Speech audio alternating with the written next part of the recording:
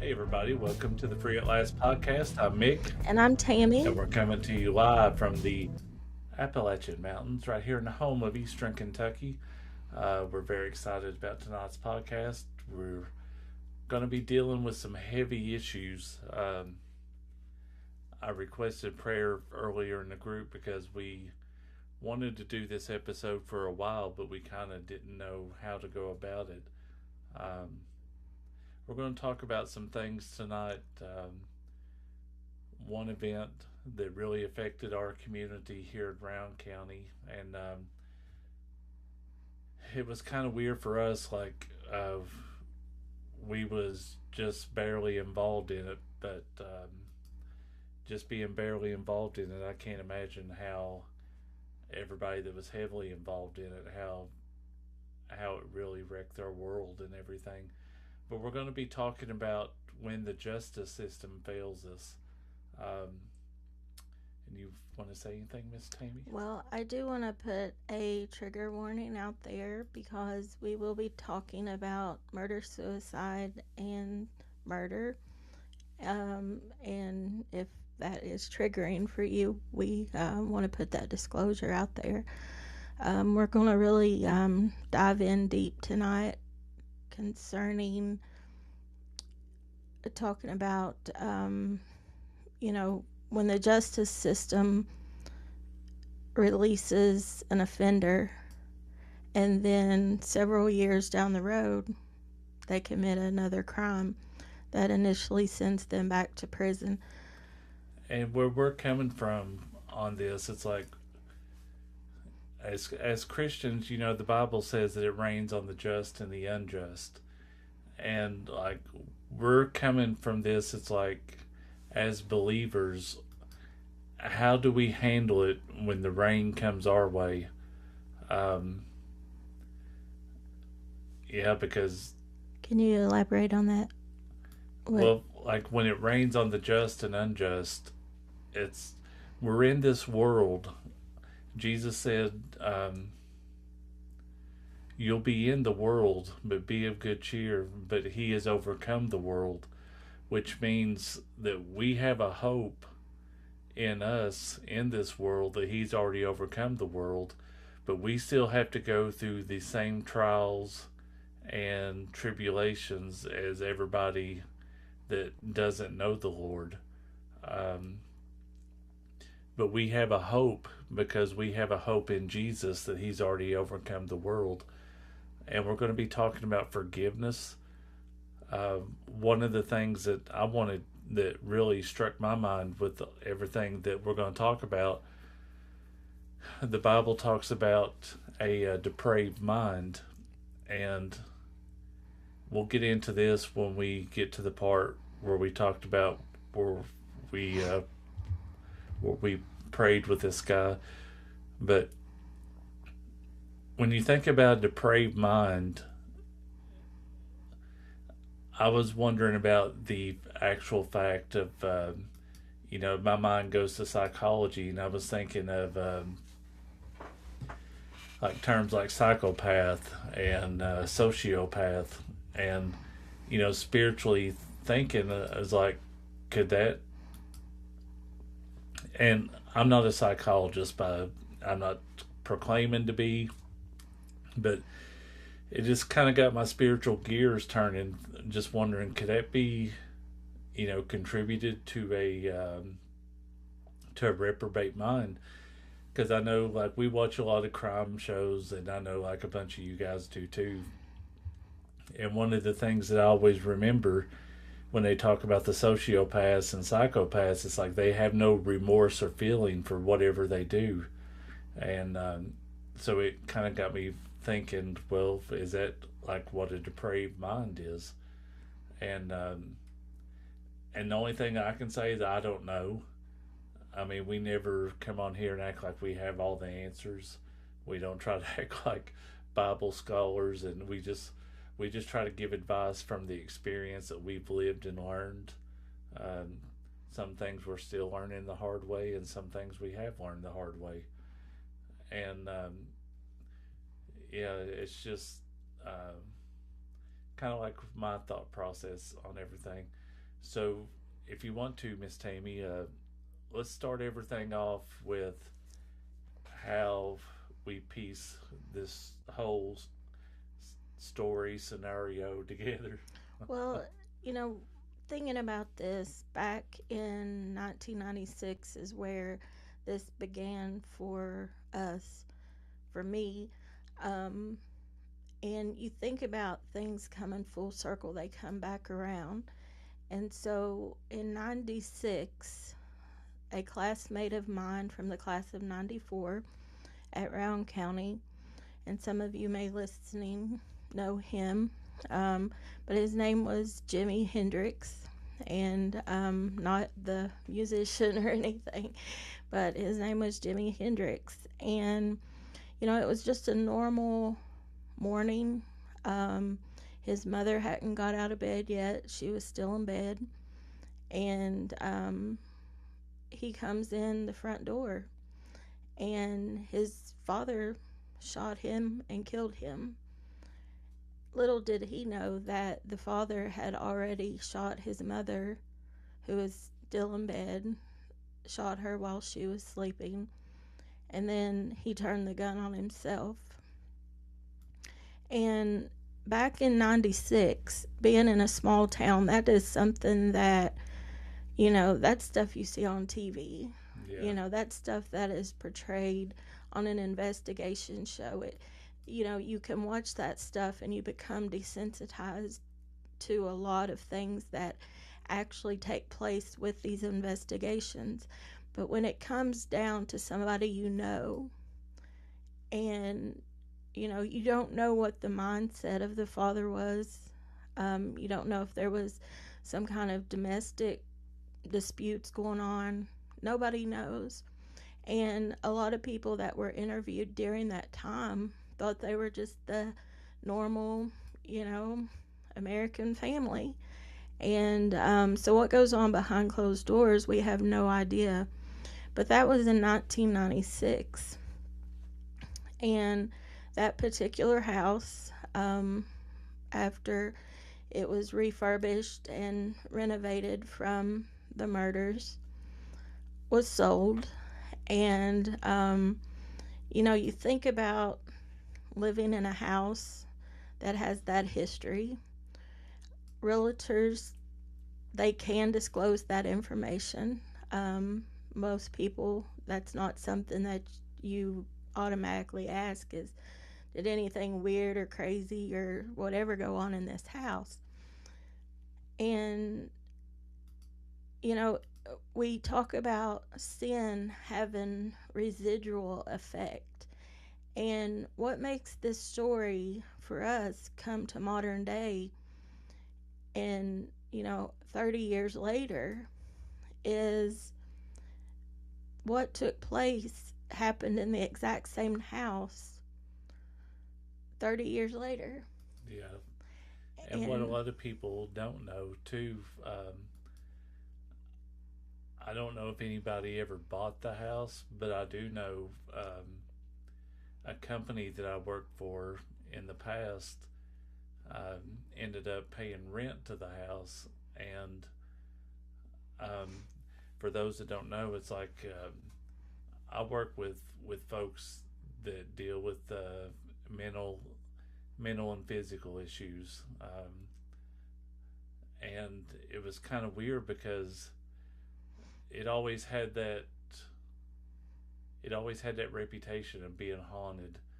And the guys that lived in that house that my company took care of, um, it was kind of weird because they were like the high strung, high behavior, uh, acting out. They had the violent behaviors, the um, all the characteristics. Like when there was a full moon, it's like they were in full swing and really in violent mode and all that. And when you think about that from a spiritual side, you know,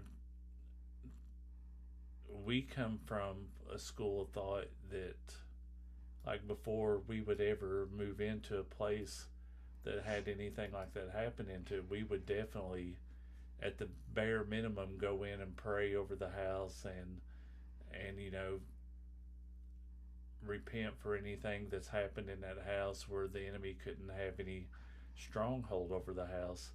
But what we're getting ready to get into, and I'm not saying it does or it doesn't, but it's like it's very interesting how things happen in cycles. Right. And I think it goes to show that when things are not taken care of spiritually, if we give the if we give the devil an inch, he can become the ruler, so to speak. And I think it goes to show how important it is for us to believe, as believers, to take dominion over these things that the enemy tried to take over spiritually. Yes. And if you have any questions, comments, or anything that you're unclear on, please give us a note in the comments and we will try to answer those. We have with us tonight our pastor, Jason Lewis, and Man of God. And he's in here as well. If you would like to ask questions, we can put those on the screen. And he, when I was talking about like the residue of sin being in the house, and he called it familiar spirits. And that is correct, because when I had, what brings it 360 for me, this story, is it happened to someone I knew in my class.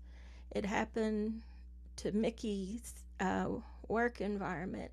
And then when it came full back around, it was both of us that had a connection to this. And so the commonality of these two instances that took place was domestic violence. Yeah. And so when you think about the root of what that familiar spirit is, would be anger, violence. I would even say, even though there's not a title for this in the Bible, but I know the women that worked in the house, they always felt very uncomfortable. Yeah. And they would always say there's a woman hating spirit in that house. And and they didn't know that was what took place in 96. Yeah. Was a murder suicide. So tonight we're going to jump in and kind of give you a backstory of and this is like why we titled it When the Justice System Fails Us, because the story that Tammy's getting ready to tell us about, that's the part where the justice system failed Round County and failed this Round County family. Well, I don't know if it was Round County that failed, but we're going to get there. No, I mean like the justice system.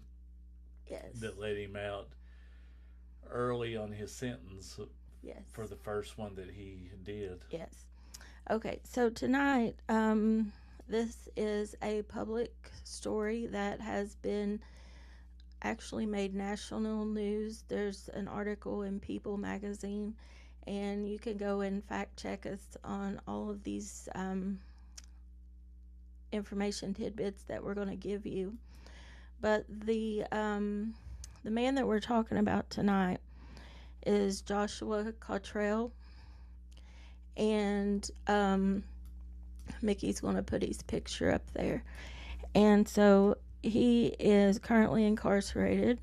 But I want to take you back to 2003, 2005, and in Hardin County, Kentucky. At that time, he was 36, he was, I believe, in his early 20s, and his victim was 36-year-old Richie Phillips. And so he admitted to killing Mr. Phillips, and what he did was he lured him to a hotel, and he claims that it was self-defense that he killed him. And at that particular moment. If it was self defense, and this is my own, interject here. If it's self defense, you're not going to take it any further. If you killed him, you killed him. But he took it a step further and actually stuffed into a suitcase 12 by 24 inches, just like a personal traveling suitcase, stuffed this man's body in the suitcase and threw him into a river. And you can Google this and find out the locations of all this. This was near Louisville. But he was convicted of this. He was convicted of second-degree manslaughter rather than murder. And this is where we're talking about the justice system. Because it was self-defense, that was his plea. He pleaded guilty, but that was his why he said he did it. So the jury convicted him of second-degree manslaughter, and he was also convicted of theft and tampering with physical evidence. And so back in 2003, he received a 20-year sentence. In a couple years back, I served on the jury, and it was a very informative process. If a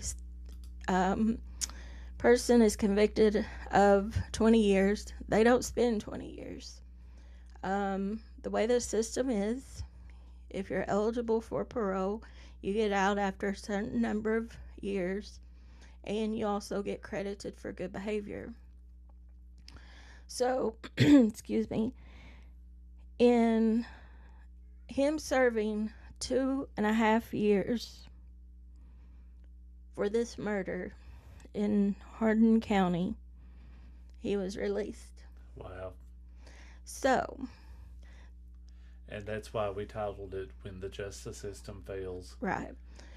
Because, yes, 2.5 years, I think you can be, your mindset could change, and you could be on your best behavior and want to do right, and things change, and I get out. So if he would have served the full 20 years, would he still be in jail now, or would it at least have postponed the events that took place? Well, the strange thing is that he was sentenced in 2005. So 20 years later would have been 2025, yeah. Which is when he committed the second crime. So, you do the numbers there, they match up, but we don't know. But that's what we're talking about tonight, is the justice system failing, because in 2025, and this happened locally in Moorhead, Kentucky, in Rowan County,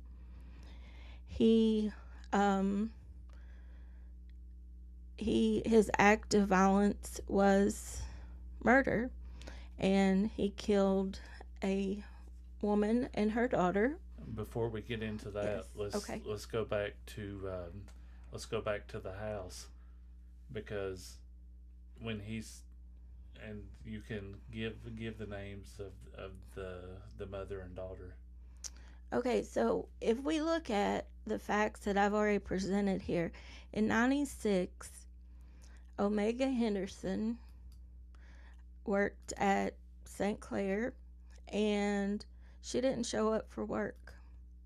So, of course, a welfare check was done, and that's how they discovered what had happened with the murder-suicide in 96. So you jump ahead into 2025, and Kayla Blake, the mother, didn't show up for work.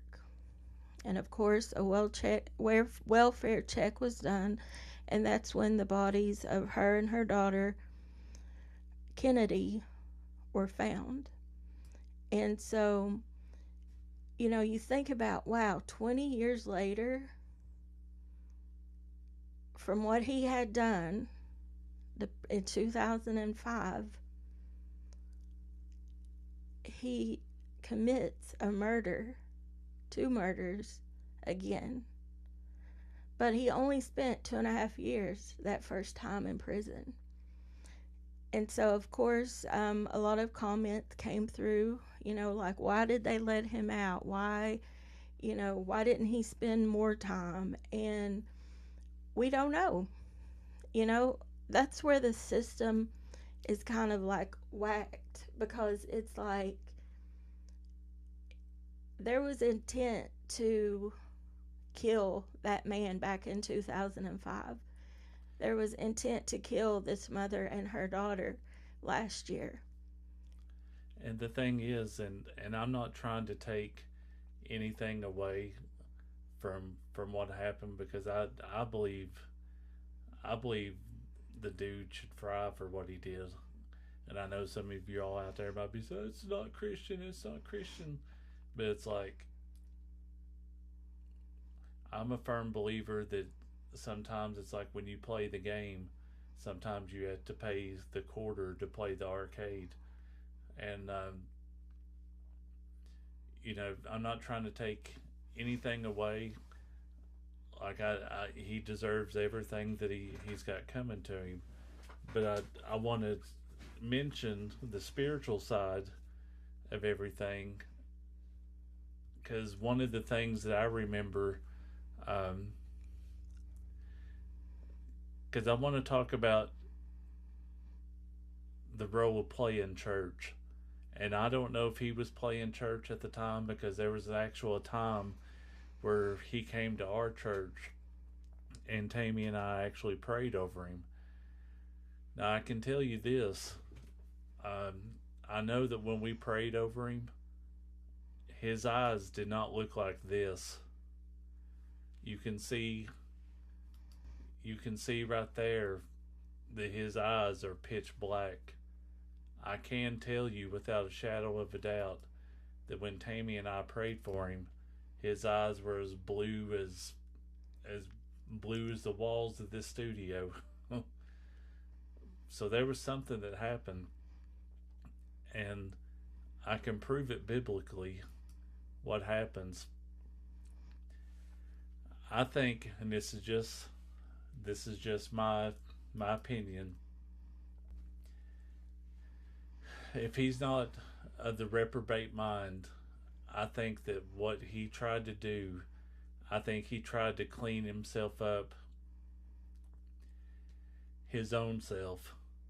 And you know, there's good in wanting to do right, but our righteousness has to be found in the Lord.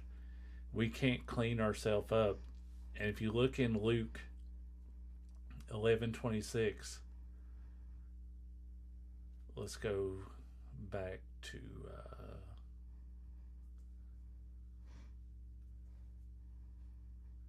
me find it here.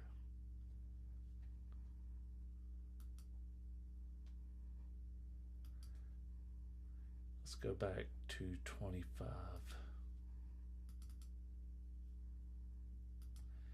It talks about 24. It says, the unclean spirit, when he is gone out of a man, talking about when a foul or whatever spirit, when he leaves a person, when he's gone out of a man, he passes through the waterless places, which means he's going through the dry places, seeking rest and finding none. He saith, I will return unto my house where I came out, which means that he still has ownership, because the person that he was cast out of didn't give ownership to his or her temple to the Lord. And he says, I will go back to where I came out of. And when he is come, he findeth it swept clean and garnished. And you know, that foul spirit loves that. Then goeth he and taketh to him 7 other spirits, more evil than himself, and they enter and dwell there. And the last state of that man becometh worse than the first. And I truly believe with all my heart, 2 things is a possibility. Either he was of a depraved mind from the beginning, or he tried to do a little self help fix it himself, and he got the demon to go out for a while, and then he came back with 7 others. And, you know, but again, I'm not saying that to trying to make any excuses for him. I'm just trying to rationalize it from a spiritual perspective. And if can you share Pastor Jason's over there on the side where he talks about the percentages of um, there is, like, when you're a juror, you're shown the hierarchy of if this is how much you sentence the inmate. This one. Yes. Like when an inmate is sentenced, um, and you're shown a hierarchy. If you do this amount, then after so many years, this is what they're eligible for parole, and like there's like a chart, and that's what Pastor Jason is referring to here. That if you have a percentage of time that the inmate has to spend incarcerated. So, like 85% would be 17.5 years off of 20 to 23 years.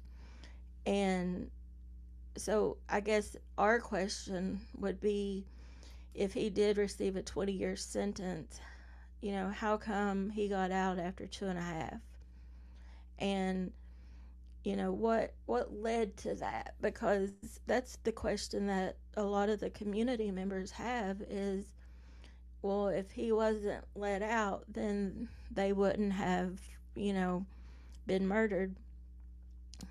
We don't know that kind of thing, but it's, And I think there's something wrong with the system that when people are let out like that, I think there should be accountability for whoever, quote unquote, decides to let them out, yeah. to take a little responsibility for the actions that.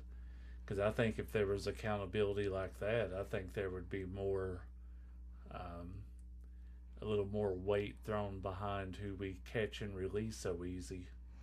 And so when Mickey was talking about the encounter that we had with him 2 weeks prior to the murders taking place, he had made a confession of Christ. And, I think about that, we could go down a whole rabbit hole of that, but in Exodus 20, one of the 10 commandments is thou shalt not commit murder. But we know that Jesus came in the flesh and he did away with the old law. So, we can't judge if someone has accepted Christ. We don't know the condition of that person. Only God knows. And so that's where, like, your point came in with, was he of a reprobate mind even before the first murder in 2005? I don't know what took place in 2025. Being incarcerated and knowing what that life was like and doing something to this magnitude, you're going to go back to jail. And during the case in April of this year of 26, he pled guilty to 2 counts of murder and tampering with physical evidence. And he was sentenced to life in prison without the possibility of parole. And we didn't pull this, but and you can go back on WLEX 18 out of Lexington and pull in this image. But he came out from the back of the courthouse to be presented in front of the people. He had no emotion. There was no tears. There was no smile. There was nothing. I don't even And remember. I don't remember. I'm not saying he didn't. I'm just saying if he did, I don't remember. But do you remember if he cried when we prayed? yes, he Or cried did he? when we prayed. And I remember seeing tears coming off the end of his nose at the altar, and I didn't feel like they were courtesy tears. You know what I mean? Yeah. I really felt like he got a hold of God that night at the altar and had emotion about him. But when he walked out in front of the people in the courtroom, there was nothing. Um, And the reason why we brought up the house, do a full circle, that was the same house that they all lived in where everything took place. yes, and that's what when I say it came about 360, the same exact house that the murder suicide took place in 1996 with my classmate was the same house that Josh Cottrell did the murders in. And so you think about that. That goes back to a familiar spirit. A something evil took place that day when he did that. Yeah. And again, it's like we're not on here to give him any kind of press. If anything, we wanted to come on here as a reminder to pray for the families. Because when we heard that everything happened, like it, as much as it messed with our minds, I can't imagine like what the families have went through. And it. I I think about them all the time. Um, I pray for them. I, and I know it's a hard road. I mean, I can't imagine it's hard enough to lose like somebody that you really care for through natural causes. I can't imagine um, losing somebody to this extreme. Um, Our coroner here in Round County, John Northcutt, he had put on one of the Round County coroner sites. You can go check it out. He said it was probably the most devastating case that he had ever worked. And, I'm sure a coroner has seen a lot of things. And to know that it was a young mother and her daughter, and, it's, how can, our minds cannot even comprehend what took place there.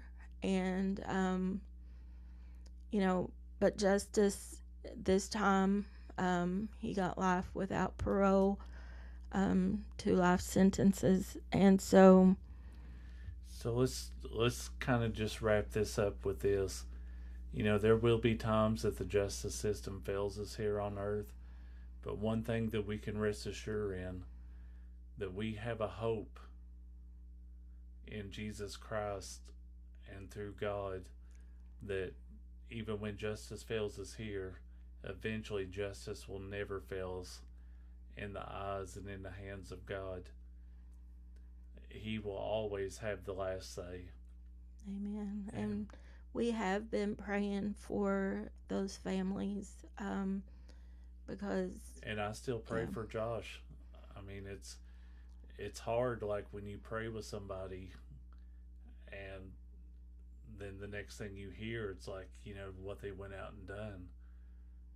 But it's like I pray for I pray for comfort and closure for the family, and I pray that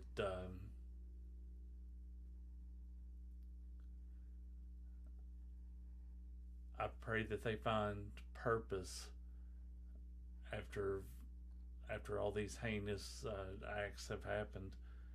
And I know it's hard to forgive, but I pray that they can find it in their heart to forgive, and sometimes just because we forgive, that doesn't mean we become a doormat. Um, Sometimes forgiveness is a weapon that God gives us just to give us that release.